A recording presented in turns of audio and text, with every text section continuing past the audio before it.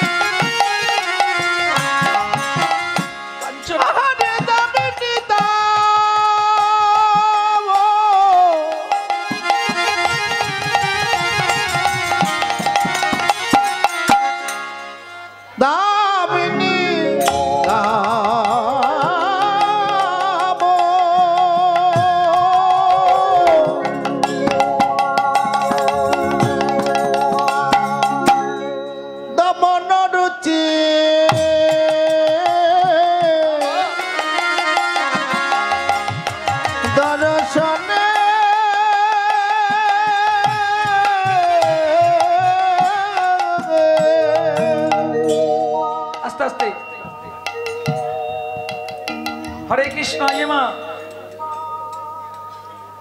এই যে রূপ গান হচ্ছে বুঝলেন, আস্তে গৌর রূপের বর্ণনা। চঞ্চল মন নিয়ে কীর্তন বাসরে বসলে কীর্তন বোঝা যাবে না। হ্যাঁ, যারা কীর্তন শুনবেন স্থির চিত্তে বসুন, আমাকে একটু চরণে রাখুন। মন দিয়ে না শুনলে, কীর্তন বুঝে না শুনলে কখনো কীর্তনের তত্ত্ব আস্বাদন কিছুই বোঝা যায় না। ভালো করে শোনো। বিষ্ণুপ্রিয়াজি বলছে ও যেন রূপ নয়, কি মনে হয়? আমার দেখে মনে হয় দামিনী দাম।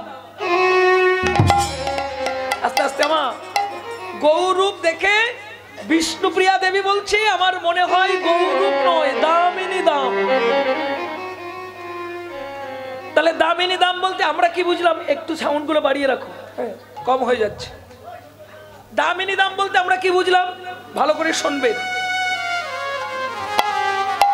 দামিনী শব্দের অর্থ হলো তড়িৎ, দামিনী শব্দের অর্থ হলো বিজুরি, দামিনী শব্দের অর্থ হলো ঘন প্রভা, আবার দামিনী শব্দের অর্থ হলো বিদ্যুৎ।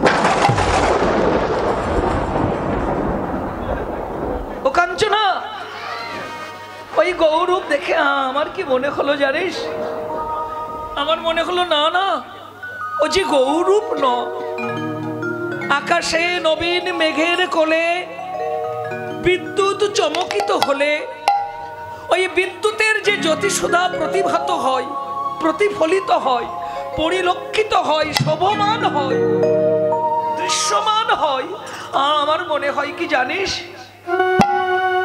ওই বিধাতা পুরুষ নিরজনে বসে এমন করুণার গৌরূপ গঠন করবার কালে শুধু একটা প্রাতকাল নয়, কোটি কোটি প্রাতকালের অরুণের নির্যাস নিন্দে নিয়ে বিধাতা যেন গৌরূপ খানি গঠন করে। কাঞ্চনা ওই বিদ্যুৎ কান্তি বিনিন্দিত, অর্থাৎ বিদ্যুতের জ্যোতি পরাজিতকারী গৌরূপে নয়ন দিয়ে শুধু আমি ভুলি নাই রে, শুধু বিদ্যুতের জ্যোতি পরাজিত হয় নাই রে, ওখানে আরেকজন ছিল, সেও পরাজিত হলো। সে কে শুনবি কে? আহারে দূরে দূরে গেও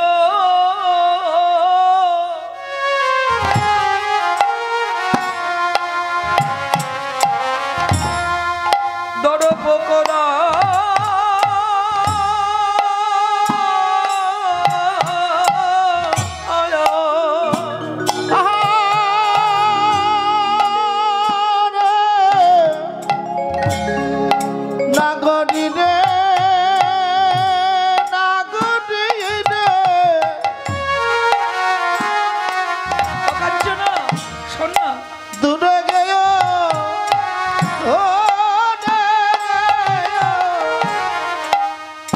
দরপকদা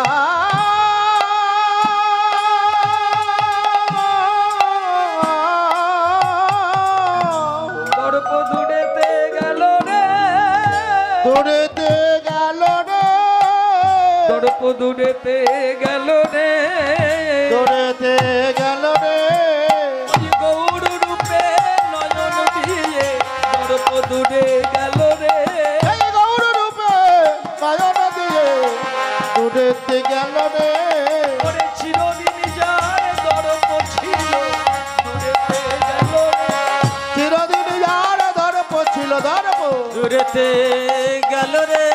তোমরা দেখে নাও দেখে নাও দেখে নাও দেখে নাও দেখে নাও দেখে নাও দেখে নাও দেখে নাও নয়নের স্বাদ মিটায়ে রূপ দেখে নাও দেখে নাও, নয়নের স্বাদ মিটায়ে দেখে নাও দেখে নাও, সেই তো এসেছে, সেই তো এসেছে, ও সেই তো এসেছে, সেই তো এসেছে শ্রীধাম নদিয়ার মাঝে, সেই তো এসেছে, আমার সিধা মন দিয়ার মাঝে, এই তো এসেছে ব্রজের বাঁকা কালো সখা, সেই তো এসেছে, ব্রজের বাঁকা কালো সখা, সেই তো ব্রজের মাতা কালো শাখা, এই তো এসেছে আমার ব্রজের বাঁকা কালো সখা, সেই তো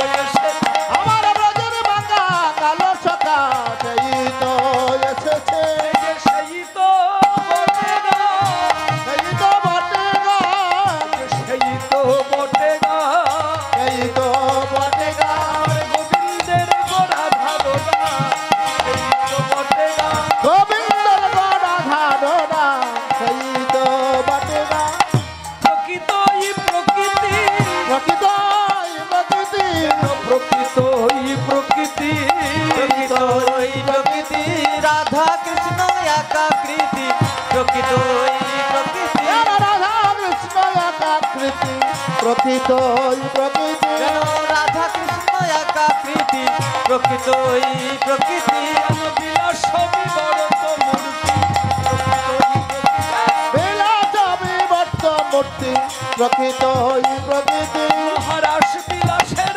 পরিণতি, প্রকৃতই প্রকৃতি, মহারাজ বিলাসের পরিণতি, প্রকৃতই প্রকৃতি, যেন রাই কানু কানু রাই, রাই রাই কানো কানো রাই মিলে মিশে কোথায় রাই কানু কানু রাই মিলে মিশে কোথায় রাই কানো কানো রাই মূরতি মন্ত প্রেম বৈচিত্র আমরতি মন্ত এমই চিত্ত আমরতি মন্ত এমই চিত্ত আমরতি মন্ত এমই চিত্ত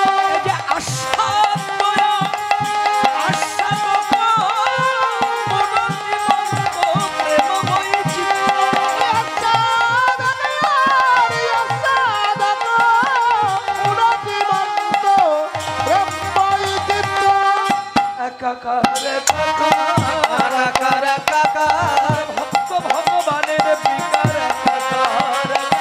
ভক্ত ভগবানের বিচার একাকার একাকার এক হয়ে এসেছে হয়ে এসেছে দয়ার ভগবানে এক হয়ে এসেছে আমার ভক্ত আর ভগবানে এক হয়ে এসেছে চিরয়নর প্রীত বিতরিতে এক হয়ে এসেছে আমার মৃত বিচরিতে এক হয়ে এসেছে আহাই অপূর্ণ সাধ পুরাইতে এক হয়ে এসেছে পূর্ণ সর্বদায়িতে এক হয়ে এসেছে কচুরি ধর্ম শিখাইতে এক হয়ে এসেছে আসনি ধর্ম শিখাইতে শ্রীরাম নদিয়ার বাজে ধর্ম শিখাইতে রাবণ দিয়ার মাঝে ধর্ম শিখাইতে রাবণ দিয়ার মাঝে আসনি ধর্ম শিখাইতে রাবণ দিয়ার মাঝে ধর্ম শিখাইতে রাবণ দিয়ার মাঝে ধর্ম শিখাইতে রাবণ দিয়ার মাঝে ধর্ম শিখাইতে এক হয়ে এসেছে এক হয়ে এসেছে এক হয়ে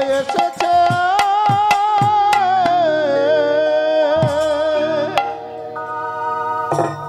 দূরে গেও দর্প কোদা দর্প মানে অহংকার ছিল কার কামের অধিষ্ঠাত্র দেবতা মদন দেবতার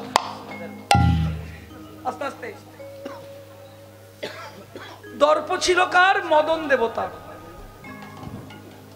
কিসের দর্প পঞ্চবাণের দর্প ওই যে ছোটবেলায় আমরা পড়েছি না একে চন্দ্র দুয়ে পক্ষ তিনে নেত্র চার বেদ পাঁচ জোরে বলুন পাঁচ পঞ্চবাণ এই যে পাঁচটা বাণ এর নাম জানেন আমার জানেন এই পাঁচটা বাণ কার বলুন তো কামের অধিষ্ঠাত্র দেবতা মদনের মদন পঞ্চবাণের অধিকারী হয়ে ওর বড় দর্প হলো মনে যে এই বাণ দিয়ে আমি সবাইকে পরাজিত করব এই যে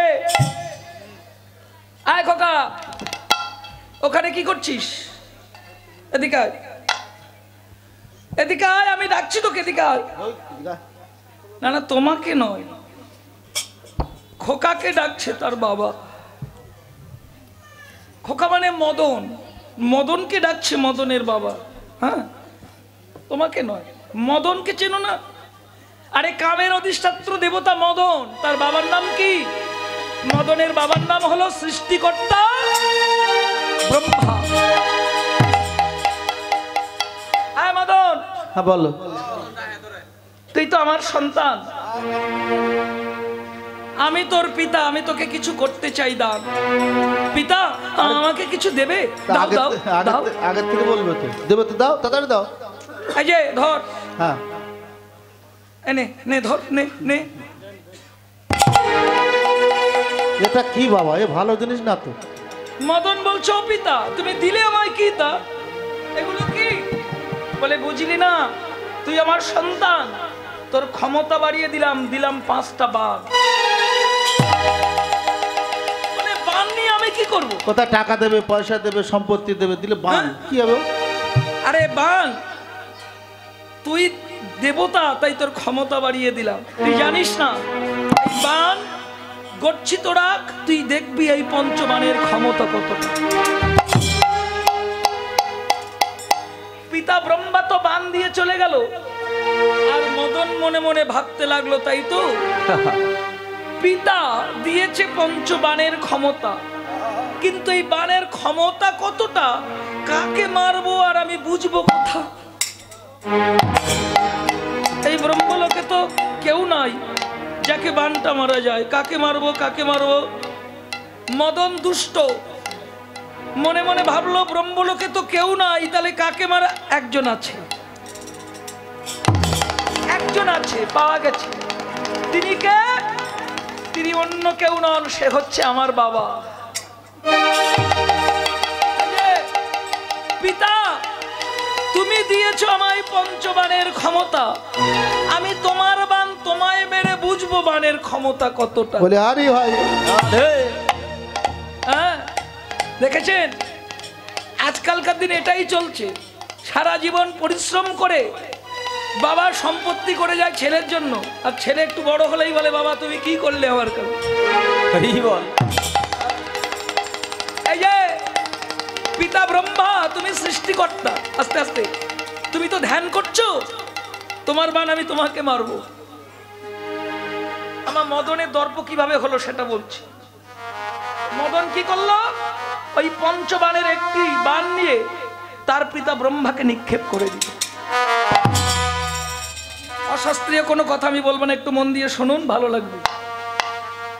মদন যখন তার পিতা ব্রহ্মাকে বান মারল, মদনের বানে জর্জরিত হয়ে কামানলে দগ্ধীভূত হয়ে সৃষ্টিকর্তা ব্রহ্মা নিজেকে রক্ষা করতে না পেরে নিজের মেয়ে সন্ধ্যা দেবী সতীত্ব নাশ করল। মদনের দর্প বেড়ে গেল। পিতা, তুমি না সৃষ্টিকর্তা ব্রহ্মা, আমার এক বানে তুমি পরাজিত হয়ে গেলে। দর্প বেড়ে গেল মদনের। ভাবছি এক একটা করে দেব দেবীদের আমি কি পরাজিত করব। সমগ্র দেবতার যিনি রাজা, দেবতাদের রাজাকে, এই যে দেবরাজ ইন্দ্র, তুমি তো দেবতা রাজা, তোমাকে পরাজিত করলে প্রজারা অনায়াসেই হেরে যাবে, তাহলে তোমাকেই ধরতে হবে। দর্পকারী মদন কি করলো? আমার যে চঞ্চল হচ্ছে এখানটা কি করলো? ওই বান নিয়ে চলে গেল স্বর্গলোকে। একদিন সুযোগ বুঝে তার দ্বিতীয় বানটি নিক্ষেপ করে দিল ওই দেবতা রাজা ইন্দ্রকে। মদনের বানে জর্জরিত হয়ে কামানলে দগ্ধীভূত হয়ে দেবতা রাজা নিজেকে ধরতে না পেরে, রক্ষা করতে না পেরে নিজের গুরুদেবের স্ত্রী মানে গৌতম ঋষির স্ত্রী অহল্যা দেবী সতীত্ব নাশ করল।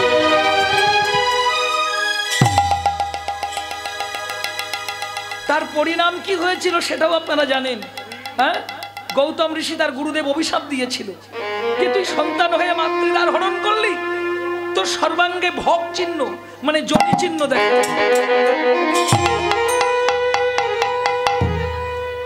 হ্যাঁ, ইন্দ্রের এক নাম কি জানেন? আস্তে আস্তে, ইন্দ্রের এক নাম হলো সহস্রলোচন। কিভাবে হলো? যখন গুরুদেব অভিশাপ, এই যে ও বাচ্চা কোলে মা দুজনা, ডেকে দেন ডেকে দেন। আপনাকে বলছি, যদি কারো কীর্তন ভালো না লাগে, শাস্ত্র কথা শুনতে ভালো না লাগে, দয়া করে কীর্তন বাসরে বসে নিজেরা গল্প করবেন না, পরিবেশ নষ্ট করবেন না, বাড়ি চলে যান, ঘুমান, তাতে অনেক ভালো কাজ হবে। রাগ করবেন না মা। কীর্তন না শোনা অনেক ভালো, কিন্তু শুনতে বসে কথা বলা খুব খারাপ, মহা অপরাধ। শাস্ত্র বলছে, আমি বলছি না, বলছে কীর্তন শোনার ইচ্ছা না হয় শোনো না, অপরাধ হবে না। কীর্তন বাসরে বসার ইচ্ছা না হয় বসো না, অপরাধ হবে না। সাধু সঙ্গ করার ইচ্ছা না হয় করো না, তাতে কোনো অপরাধ হয় না।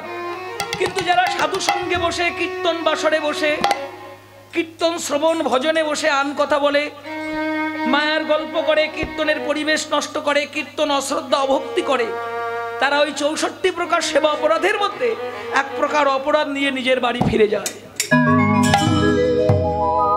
তাই না শুনলে অপরাধ নাই, শুনতে বসে অবজ্ঞা করলে মহা অপরাধ হয়। কথাগুলো শুনুন, আমি কোনো অশাস্ত্রীয় কথা বলবো না, রূপের পদাবলী তার শাস্ত্র ব্যাখ্যা ছাড়া আন কথা বলবো না। ইন্দ্র পরাজিত হলো, স্বর্গের দেবদেবী পরাজিত হলো মদনের বাণে। এবার বাকি থাকলো কে? সমগ্র দেবতার আদি দেবতা, যাকে দেবতার ঠাকুরদা বলা হয়, তার নাম কি? দেবাদিদেব। বম বল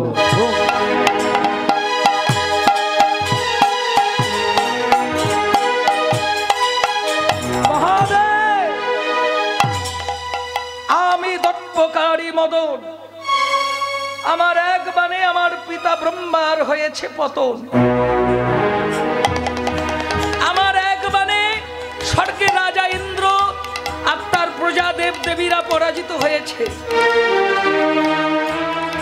তাই আমি প্রতিজ্ঞা করলাম, আমার গর্ব, আমার দর্প, শোনো হে দেবাদিদেব মহেশ্বর, আমি তোমাকে মদন বান মেরে তোমাকে পরাজিত করে আমি হব শ্রেষ্ঠ মদন বীর।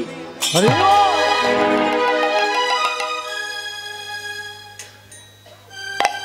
বহু চেষ্টা করে ওই দর্পকারী মদন আমার শিব ঠাকুরকে পরাজিত করবে বলে, কিন্তু পারে না। কেন পারে না? যিনি হলেন পরম বৈষ্ণব চূড়ামণি, যিনি হলেন শ্রেষ্ঠ বৈষ্ণব কুলশিরোমণি, যিনি শুধু বৈষ্ণবতা অবলম্বন করবেন বলে, বাবা সাধু সাজা যায় খুব তাড়াতাড়ি, কিন্তু সাধু হওয়া বড় দায়। এই জায়গাটা একটু শুনুন, শুধু বৈষ্ণব হবে বলে আমার মহাদেব কি করলেন। আস্তে আস্তে বৈষ্ণব চূড়ামণি যিনি মহাদেব, সেই মহাদেব শুধু দিবানিশি ভগবানের চরণ কমলে প্রার্থনা করে, ভগবান আমি তোমার চরণে কিছু প্রার্থনা করি না, শুধু এইটুকু আমার কামনা, আমি দিবানিশি ভিখারি হয়ে কাঙাল হয়ে নয়ন জলে কেঁদে কেঁদে আমি বদন ভরে যেন মধুমাখা কৃষ্ণ নাম গাইতে পারি। হরি বল।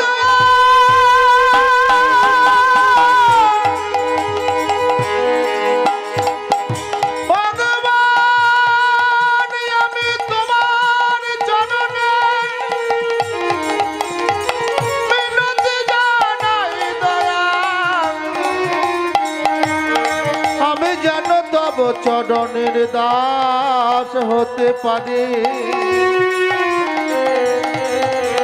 এই করুণা করো গো দয়াল দয়াল রে। হে ভগবান, আমি অধম মহাদেব, আমি জানি এই সংসারী জীবেরা বিষয় সুখে সুখী হলে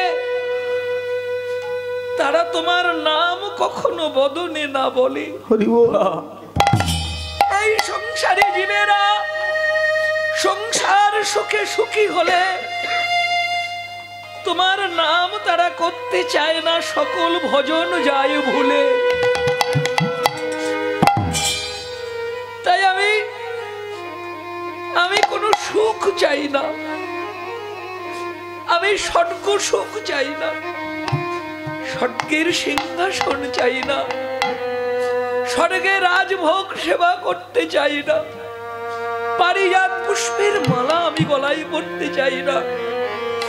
আমি চিরদিন বাঘ ছাল পরে হাড়ের মালা গলায় দিয়ে ধুতরা ফুল কানে পরে চির ভিখারি চির কাঙাল হয়ে ভক্তের চরণ ধুলায় গড়াগড়ি দিয়ে ছাই ভস্য অঙ্গে মেখে বলো আমি যেন নয়ন জলে না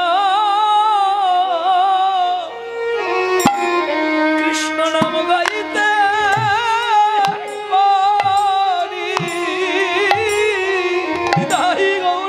আমি নয়ন জলে কৃষ্ণ না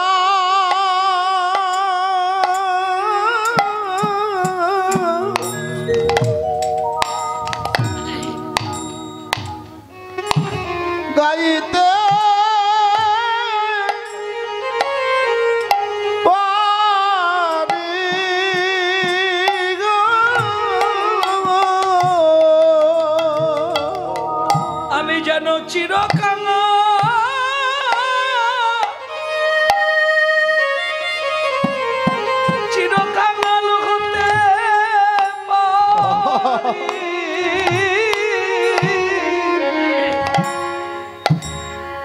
আমি যেন নয়ন জলে না কৃষ্ণ নাম গাইতে পারি। যেন চিরকাঙাল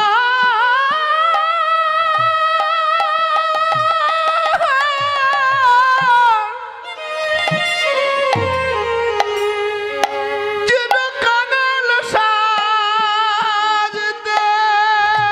পারি গো।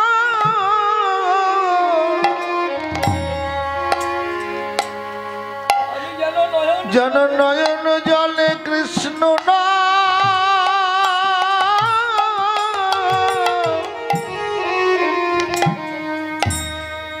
হরে কেঁদে কেঁদে কৃষ্ণ না হরি বল হরি বল। গাইতে পারি গো। আমার শাস্ত্র বলছে এতাবৎ সাধু লক্ষণ। প্রকৃত সাধুর লক্ষণ কি? চিরকাঙাল হওয়া।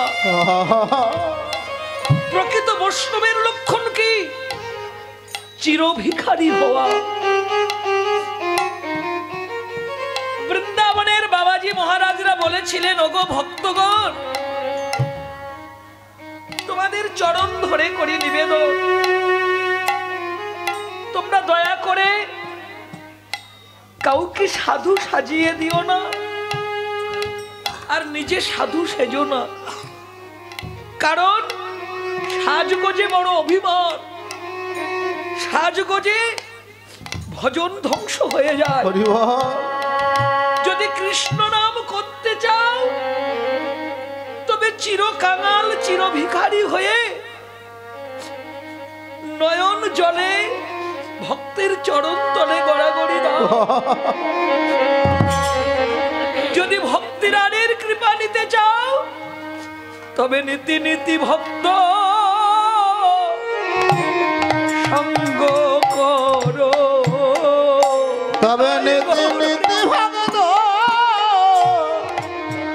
সঙ্গ কর। যদি ভক্তি রানীর কৃপা তোমরা পেতে চাও গে, তবে নীতি নীতি ভক্তে সঙ্গ করো। যদি ভক্তি রানীর কৃপা পেতে চাও হে, নীতি নীতি ভক্ত সঙ্গ কর। সকল মান অভিমান ওগো দূরে সদায়ে, তোমরা নীতি নীতি ভক্ত সঙ্গ করো। মানে অভিমান সব দূরে সরায়ে, নীতি নীতি ভক্ত সঙ্গ কর। মহাদেব নয়ন জলে কাঁদছে, হে ভগবান, হে পতিত পাবন করুণাময়, আমি অধম পাগল ভোলানাথ, তোমার চরণে কিছু নাহি চাই, শুধু আমি দুঃখ সাগরে ডুবে কাঙাল ভিখারি হয়ে নয়ন জলে যেন মধুমাখা কৃষ্ণ নাম। হরি বল, হরি বল, হরি বল। আমার এই সর্বত্যাগী ভিখারি বৈষ্ণব চূড়ামণি মহাদেবকে মদন কামবান মারবে প্রতিজ্ঞা করেছে, তর্প করেছে। বহু চেষ্টা করে মদন যুগ যুগ ধরে, কি মহাদেবকে বান মারবে, কাম বান। বহু চেষ্টা করে কিন্তু পারে না। কেন? কি করে পারবে? আমার মহাদেবের বদনে তো হরিনাম ত্যাগ হয় না। শয়নে স্বপনে জাগরণে নিশি দিনে সকল কর্মে তার বদনে যে মধুমাখা হরিনাম। তাই শত চেষ্টাতেও মদন পারে না বান মারতে। আমার একদিন সুযোগ হলো, কবে জানেন? যেদিন দেবতা অসুররা মিলে সমুদ্র মন্থন করলো। ওই সমুদ্র মন্থন থেকে লক্ষ্মী দেবী অমৃত ভাণ্ড নিয়ে উঠে আসলো। আর ওই অমৃত নিয়ে দেবতা অসুরে গন্ডগোল বেঁধে গেল।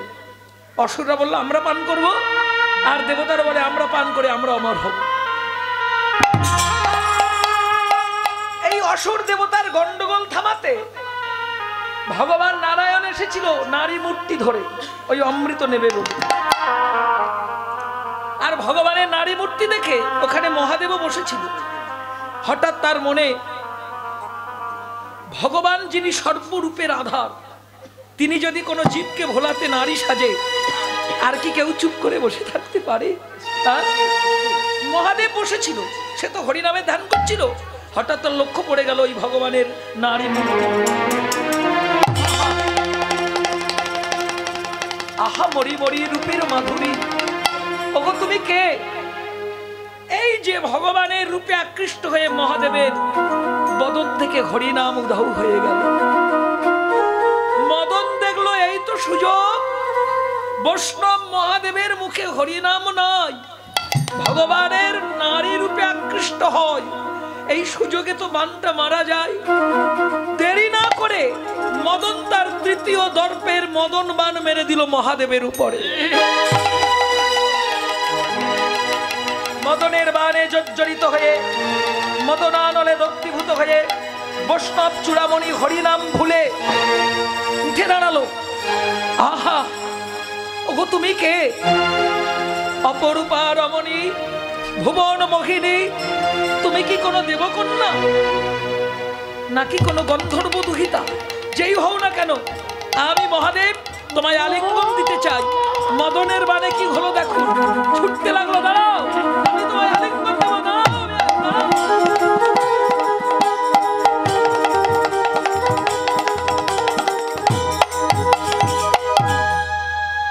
শত চেষ্টা করেও মদন ধরতে না পারে তারে। কিভাবে ধরবে? ভগবান যদি ভক্তকে ধরা না দেয়, ভক্তর কি সাধ্য আছে তাকে ধরে নেয়? এই যে তুমি হাসছো কেন? এই তুমি হাসছো কেন? চেনো আমাকে? আমি সংহার কর্তা মহাদেব। আমাকে দেখে তোমরা শ্রদ্ধায় মাথা নিচু করতে, আমার মুখে হরিনাম শুনে তোমরা আমায় শ্রদ্ধায় প্রণাম জানাবে। না না, নিশ্চয় আমার কোনো ভুল। দাঁড়াও দাঁড়াও দাঁড়াও। মহাদেব ধ্যানস্থ হয়ে জানতে পারলেন ওই নারী কোনো নারী নয়, স্বয়ং ভগবান এসেছে নারী মূর্তি ধরে ওই সমুদ্র মন্থনের তীরে, মানে ক্ষীরোদ সমুদ্রের তীরে। আর এমন দশা কেন তার? বললো এই যে মদন দেবতা তাকে বান মেরেছে। ক্রুদ্ধান্বিত হলো সংহার কর্তা মহাদেব, চিৎকার করে উঠল মদন, ধট্টকারী মদন, তুই শেষে কিনা বৈষ্ণবে বান মারলি? না, আমি তোকে ক্ষমা করব না। এমন সাজা আমি তোকে দেব, বিশ্ব ব্রহ্মাণ্ডের ভক্ত জগৎ জানবে বৈষ্ণব অবমাননা করলে তার কি সাজা নিতে হয়, তিরস্কার করলে তার কি সাজা হয়। সংহার মূর্তি ধরলে গঙ্গা আহা সমুদ্র মন্থনের তীরে তাণ্ডব নৃত্য শুরু করে। ওম নমঃ শিবায়, ওম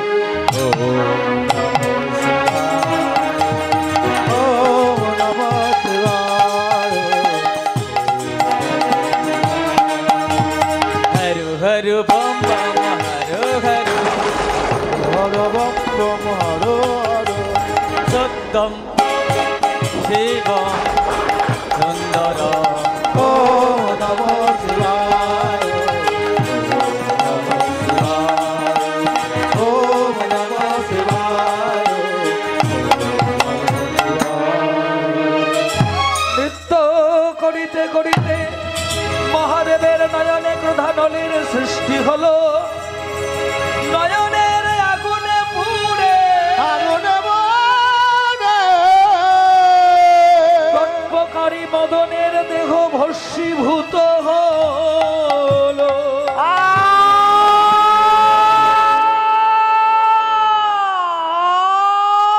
পুড়ে গেল জ্বলে গেল দর্পকারী মদন, এটাই তোর সাজা। আজ আমার চোখের আগুনে ক্রোধানলে তোর দেহটাকে আমি পুড়িয়ে ছাই করে দেব। অনেক কাঁদলো, অনেক দুঃখ করলো, শিবের কাছে অনেক মিনতি জানালো। আবার কিছুক্ষণ পরে দর্পকারী মদন অহংকার ভরে চিৎকার করে উঠল, মহাদেব মহাদেব, কে তুই? কে তুই? আমি মহাদেব, তুমি আমাকে চিনতে পারলে না? শোনো, আজকের যুদ্ধে প্রত্যক্ষ পরোক্ষে আমি জয়ী। কে তুই? আমার নাম হলো দর্পকারী মদন। মদন, তোর দেহটা পুড়িয়ে দিলাম, তবু তোর অহংকারের হলো না পতন। আস্তে আস্তে আস্তে। এখানে আমার অনেক শাস্ত্রজ্ঞ বাবারা মায়েরা আছেন। একটা প্রশ্ন করি আমি, আপনারা বহু দেবদেবীর ছবি, মূর্তি, অবয়ব, বিগ্রহ, চিত্রপট দেখেছেন। আচ্ছা, কোনোদিন মদন দেবতার ছবি বা মূর্তি কেউ দেখেছেন? দেখেছেন মা? দেখা যায় না কেন? শাস্ত্র প্রমাণ করেছে, ব্রহ্মবৈবর্ত পুরাণ, এই সমুদ্র মন্থনের দিনে শিব ঠাকুরের চোখের আগুনে দর্পকারী মদনের দেহটা পুড়ে ছাই হয়ে গিয়েছিল। এই জন্য শিব ঠাকুরের এক নাম হলো মদন দহন। আর মহারাশে ভগবান কৃষ্ণ মদনকে মোহিত করেছিল, তাই কৃষ্ণের এক নাম হলো মদন মোহন। আমি বাড়াবো না, একেবারে ছোট্ট করে দিচ্ছি মা। মদন চিৎকার করে উঠল, মহাদেব, আজকের যুদ্ধে আমি জয়ী। কিভাবে শুনবেন? শুনুন তবে। আমি মদন, আমার পুরো দেহটা যখন ছিল, সকল জীবেরা আমাকে দেখে ভয়ে পালাতো। এই যে মদন আসছে, পালা, না হলে বান মারবে। কিন্তু এখন আমার দেহ নাই, আমি শূন্য, আমি অদৃশ্য, আমি অলক্ষ্য। শূন্য থেকে, অলক্ষ্যে থেকে যখন ইচ্ছা তাকে আমি মদন বান মারব। কেউ আমায় দেখতে পাবে না, কেউ আমায় লক্ষ্য করতে পারবে না। তোমার কৃপায় আমার শক্তি আজ থেকে আরো বেড়ে গেল। শুধু ভক্তমন্ডলী বাবারা মায়েরা, কিভাবে মদনের দর্পচূর্ণ হচ্ছে গৌর রূপ দেখে, আমরা সেটাই শাস্ত্র ধরে আলোচনা করছি। তাহলে মদনের বানে হার মানল কে? ব্রহ্মা, ইন্দ্রাদি দেব দেবীগণ, আর দেবাদিদেব মহেশ্বর, স্থাবর জঙ্গম কীট পতঙ্গ পশু পাখি নাগ নর দেবতা তরুলতা গুল্মাদি সকলে মদনের বানে পরাজিত। শুধু বাকি আছে একজনা, তিনি কে? সমগ্র দেবতারা আদি দেবতা অনাদিরাদি সর্বৈশ্বর্যশালী সর্বজীবের মূলাধার ভগবান শ্রীকৃষ্ণচন্দ্র। মদনের প্রতিজ্ঞা, মদনের দর্প, হে ভগবান কৃষ্ণ, সবাইকে যখন আমি পরাজিত করেছি, আমার এই বানে আমি তোমাকে পরাজিত করে আমি হব শ্রেষ্ঠ মদন। বহু চেষ্টা করে পারে না, আস্তে আস্তে। সত্য যুগে চেষ্টা করেছে, পারেনি। ত্রেতা যুগে চেষ্টা করেছে মদন, রাম অবতারে ভগবানকে বান মারবে, পারল না। দাপর যুগে চেষ্টা করেছে বহুবার, পারেনি। সত্য ত্রেতা দাপরের পরে আসলো ধন্য কলিযুগ। ধন্য কলিযুগে অষ্টবিংশতি বৈবস্বতীয় কলিযুগের প্রথম সন্ধ্যাকালে ভক্ত কলির জীবকে উদ্ধার করবেন বলে ফাল্গুনী দোল পূর্ণিমা তিথিতে পূর্ণ চন্দ্রগ্রহণ যোগে শারদীয় ফাল্গুনী দোল পূর্ণিমার পূর্ণ যোগে শচীগর্ভে শ্রীরাম নবদ্বীপে গর্ভ সিন্ধু ভেদ করে পূর্ণ লগ্নে পূর্ণ কালে পূর্ণ চন্দ্রগ্রহণ যোগে আমার নবদ্বীপের কুলচাঁদ চৈতন্য চাঁদের উদয় হয়ে গেল। হরি আজকে সেই দিন। কোন দিন? দর্পকারী মদনের দর্পচূর্ণ হওয়ার দিন। মহাপ্রভু পূর্ণিমার সন্ধ্যাকালে গঙ্গার তীরে বাহু তুলে হরিনাম গাইছে মধুর সুরে। আর ওদিকে মদন এসেছে সত্য ত্রেতা দাপরের পরে কলিযুগে।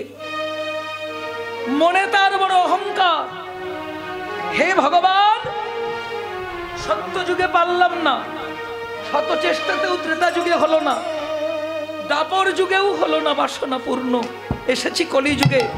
এই পঞ্চবান নিয়ে শুনেছি তুমি এসেছো কাঙালির ঠাকুর হয়ে। আমি এই গঙ্গার তীরে তোমায় বান মেরে আমি হব শ্রেষ্ঠ মদন বীর, আমার অহংকার। আর এদিকে আমার গৌর হরি আজ বাহু তুলে ভক্তগণ সঙ্গে পূর্ণিমার সন্ধ্যাকালে গঙ্গার তীরে মধুর সুরে হরিনাম গাইছে। হরে কৃষ্ণ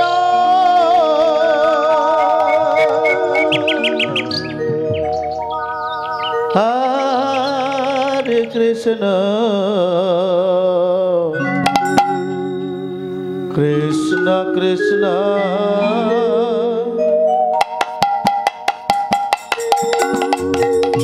হরে হরে হরে রাম হরে রাম রাম রাম হরে হরে হরে কৃষ্ণ হরে কৃষ্ণ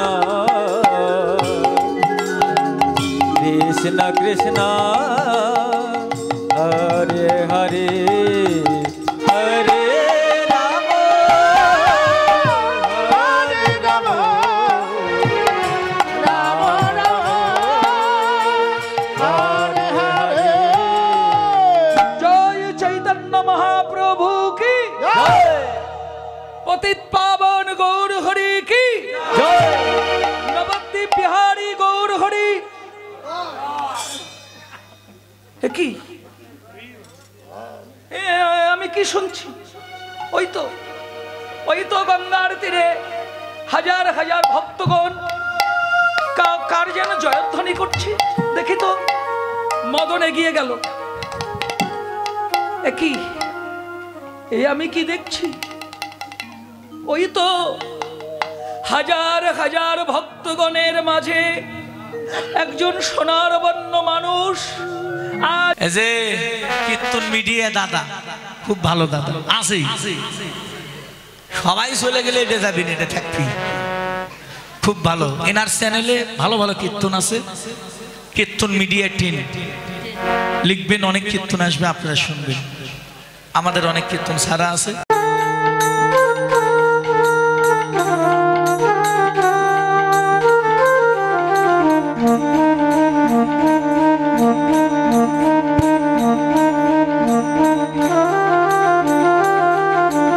আমার এই দাদা আমার অনেক কীর্তন সেরেছে বাবা। আমার এই কীর্তন মিডিয়া টিম লিখলে বহু কীর্তন, আমার কীর্তন, অন্যান্য কীর্তনের কীর্তন, বাউল গান, কবি গান, শব্দ গান, লীলা কীর্তন, নাম কীর্তন, অনেক কিছু পাবেন। আপনারা এই চ্যানেলটা সাবস্ক্রাইব করবেন, এটা আমার অনুরোধ। আমার ইউটিউব চ্যানেলে কি কীর্তন মিডিয়া টিম সকল সনাতন ধর্মে যত বড় বড় কীর্তনী আছে হয়েছে নাম কীর্তন, লীলা কীর্তন, এই যে কীর্তন মিডিয়া এই চ্যানেলটি সকল কীর্তনীয়াদের কীর্তন এই ইউটিউব চ্যানেলে পাবেন আপনারা। সনাতন চ্যানেল কীর্তন মিডিয়া আপনারা সাবস্ক্রাইব, নতুন নতুন কীর্তন আপনারা সাবস্ক্রাইব করবেন এবং অষ্টকালীন নীলা কীর্তন, গীতা পাঠ, মহানাম যজ্ঞ অনুষ্ঠান, এক নাম নীলা কীর্তন, আপনারা সকলেই ওই চ্যানেলে সাবস্ক্রাইব করবেন গীতা পাঠ, ভাগবত পাঠ সকল কিছু এই চ্যানেলে দেখতে পাবেন। এবং সকলেই দেখবেন এবং বেশি বেশি করে শেয়ার করবেন যেন সকলের মাঝে দাদা আরো ভালো ভালো কীর্তন আপনাদেরকে উপহার দিতে পারে। কীর্তন মিডিয়া সকল ভক্তগণই এই চ্যানেলটি দেখবেন। হ্যাঁ, তো গৌর হরি বল। হরি বল হরি বল।